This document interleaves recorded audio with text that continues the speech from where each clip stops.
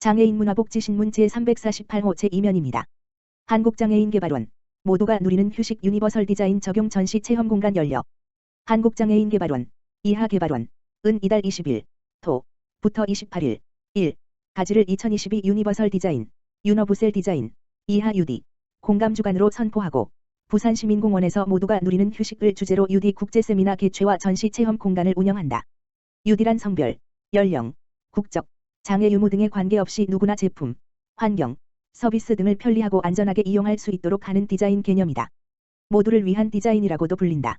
개발원은 매년 UD에 대한 우리 사회 인식 확산과 공감대 형성을 위해 UD 공감 주간을 선포하고 국제 세미나와 다양한 UD 전시 체험 행사 등을 개최해왔다. 8월 20일 오전 10시부터 낮 12시 50분까지 부산시민공원 백산홀에서 열리는 국제 세미나는 이라는 주제로 일상적인 생활 공간과 여가 활동에서의 UD 환경의 발전 방향을 국제사회와 함께 모색하고 정책 등을 논의하는 자리로 진행한다.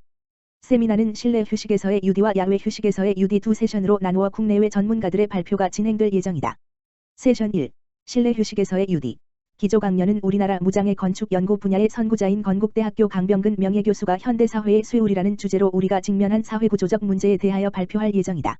다음은 호주 유니버설 디자인 센터 제인 브링갈프 의장이 호주의 정책을 중심으로 모두를 위한 포용력 있는 놀이공간에 대한 유니버설 디자인 가이드라인을 제시한다. 세션 2. 야외 휴식에서의 UD.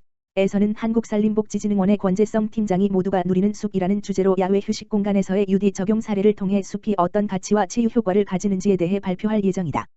마지막으로 인도 루르키 공과대학교 러헤자 고러브 교수는 다양성이 존재하는 포용적 휴식에 대한 각종 해외 사례에 대해 발표한다.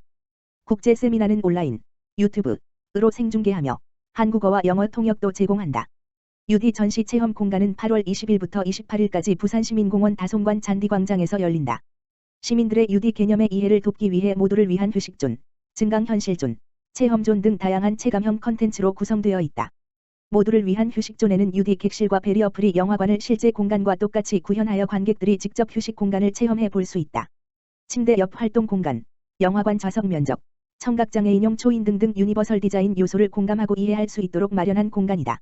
증강현실존에서는 장애 어린이와 비장애 어린이가 함께하는 통합 놀이터를 AR로 즐길 수 있으며 체험존에서는 UD 레진 아트와 부채 만들기, 어린이들의 3D 펜을 이용한 UD 그림 그리기, UD 서체 전시 및 프린팅 시연 등 다양한 즐길 거리가 준비돼 있다.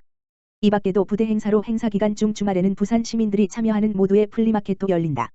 UD 국제 세미나와 전시 체험관 사전 예약과 참가 신청은 유니버설 디자인 공감 주간 누리집 www.gadi.co.kr/ud에서 할 수 있으며 문의는 한국장애인개발원 UD 환경정책기획팀 지역번호 02-3433-0777으로 하면 된다.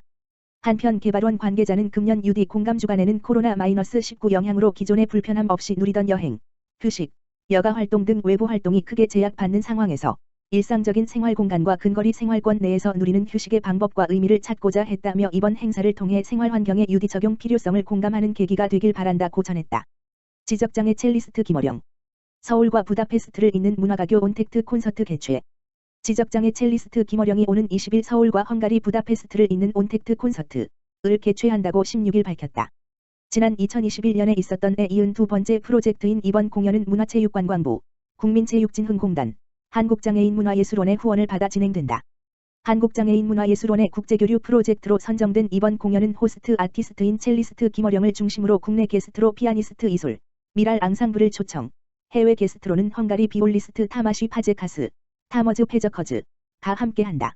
국내 장애예술인 중 가장 활발한 활동을 펼치는 연주자 중 한 명인 첼리스트 김어령은 세종대학교 음악과와 동대학원 석사를 졸업하고 KBS 교향악단과의 협연을 비롯 서울시 장애극복상과 대한민국 장애문화예술상, 문화체육부 장관상을 수상했다. 뇌종양과 뇌수종으로 8세 때 지적장애 판정을 받았던 김어령은 그의 어머니의 저서 어령아, 헐헐 날아라, 2011를 통해 많은 이들에게 희망과 기쁨을 선사한다는 평을 받고 있다. 현재 미랄 앙상블 리더이자 미랄복지재단 브릿지온 앙상블에서 장애인식 개선 강사로 활동 중인 김어령은 장애 비장애 통합예술단체 앙상블 조이너스 단원으로도 활동하며 예술의 전당, 세종문화회관 등 다양한 무대에서 활동하고 있다. 바흐 무반주 첼로 조곡 한 번 프렐류드를 시작으로 슈만 트로이메라이, 슈베르트 아르페지온의 소나타 등 클래식의 본고장 유럽 음악을 중심으로 한 일부 레퍼터리로 시작하여 헝가리와 서울의 교류를 위한 헝가리안 댄스와 아리랑, 아름다운 세상의 콜라보레이션으로 준비되었다. 특별히 이번 공연에서는 우크라이나의 평화를 소망하는 의미로 영화 지붕 위의 바이올린의 삽입곡인 선라이즈, 선세트를 함께 연주하여 교류의 의미를 더할 예정이다. 첼리스트 김어령의 어머니이자 이번 공연을 기획 총괄하는 송명의 감독은 여러 가지로 힘든 시기에 이번 음악회가 마음의 작은 쉼이 되었으면 좋겠다라고 밝혔다. 이번 공연은 온택트 콘서트로 오프라인 진행 후 유튜브를 통해 오는 30일 공개 예정이다. 정은혜 작가, 발달장애인 자조모임 당사자를 위한 강사로 나서 한국장애인개발원 경기도 발달장애인지원센터 센터장 김민영, 이하 경기발달센터는 8월 18일 목 도내 발달장애인 자조모임 수행기관 당사자 및 조력자의 역량 강화를 위한 교육을 실시했다. 이날 오후 경기도 장애인복지종합지원센터에서 진행된 교육에는 경기도청을 비롯해 20개 수행기관 직원 및 발달장애인 당사자와 조력자 등 총 70여 명이 참석했다. 이번 교육은 발달장애인 당사자가 직접 교육을 진행했다. 먼저 서울문화재단 잠실창작 스튜디오 11기 작가이자 드라마를 통해 큰 감동을 선사한 정은혜 작가가 강사로 나서 발달장애인의 삶과 예술을 강의했다. 이어서 성남시 장애인권리증진센터 장애인식 개선 강사로 활동 중인 이혜빈 강사가 당사자들의 권리 옹호와 의사소통, 리더십을 교육했다.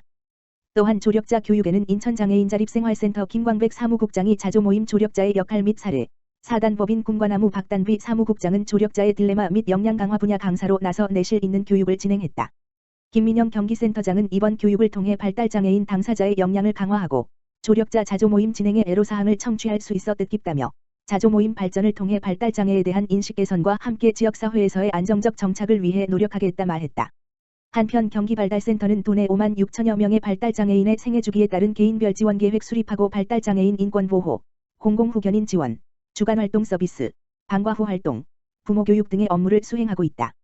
충북발달센터, 지적장애 자녀들을 위한 금쪽이의 성장업 성역, 한국장애인개발원 충청북도발달장애인지원센터, 센터장 김혜자, 이하 충북발달센터는 8월 17일 이란 주제로 부모교육 세미나를 온라인으로 개최했다. 충북대학교병원 발달장애인 행동발달증진센터, 센터장 손정우, 이하 행동발달증진센터와 공동 주관한 발달장애인 부모교육 세미나은 전국의 발달장애인 및 가족, 관련 종사자 등 900여 명이 참석한 가운데 열렸다. 세미나는 지적장애에 대한 의학적 이해 및 치료, 충북대학교병원 정신건강의학과 정승원 교수, 지적장애 아동 청소년의 진학과 학교 적응을 위해 꼭 필요한 것들, 백석대학교 특수교육과 김주혜 교수, 디지털 전환시대, 지적장애 성인으로 살아가기, 이화여자대학교 특수교육과 이영선 교수 등에 대한 강의와 질의응답으로 진행됐다. 특히 지적장애 자녀의 성장 과정에서 진학 시기별로 준비해야 하는 과업과 학교 및 학급 선택 시 고려해야 할 것들을 현장 사례와 함께 소개, 부모들의 호응을 받았다. 또한 디지털 환경 속에서 지적장애인이 겪게 될 일상적인 변화에 적응할 수 있도록 일상생활 속 독립적인 수행, 안전 측면에 있어서의 긍정적인 변화, 활용 방안 등에 대한 안내도 이루어졌다. 김혜자 센터장은 지적장애 자녀를 키우거나 지원하는 부모와 현장의 종사자, 그 밖의 삶 속에서 지적장애인들과 만나는 사람들에게 조금이나마 지적장애인을 이해하고 지원하는 데 도움이 되길 바란다고 전했다.